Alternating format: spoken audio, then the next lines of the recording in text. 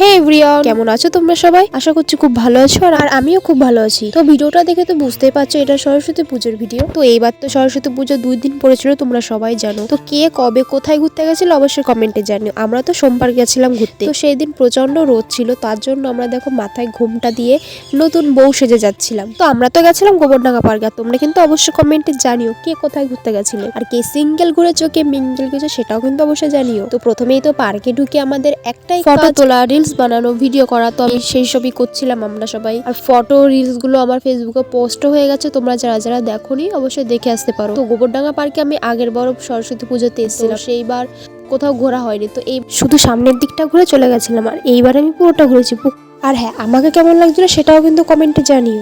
আচ্ছা, সরস্বতী ঠাকুর তো বিদ্যার দেবী, তাহলে কেন ওই দিন সবাই গার্লফ্রেন্ড বয়ফ্রেন্ড নিয়ে ঘুরতে যায়? তোমরা যদি কেউ জেনে থাকো তাহলে অবশ্যই কিন্তু কমেন্ট বক্সে জানিও।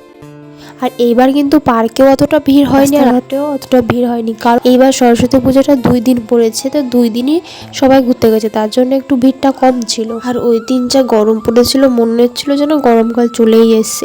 তো তারপর আমি একটু স্লো মোশন ভিডিও বানাচ্ছিলাম।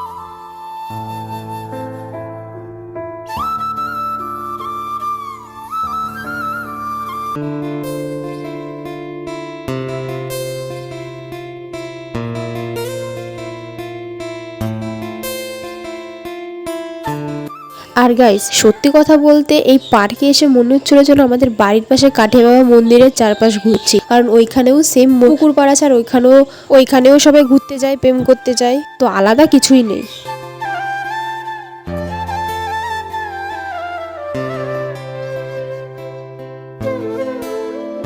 তো তারপর আর পার্কের ভিতর থেকে একটু ঘুগনি খেয়েছিলাম, ট্রেনের টাইম হয়ে যাচ্ছিল বলে অশোকনগরে এসে বিরিয়ানি খেয়েছিলাম।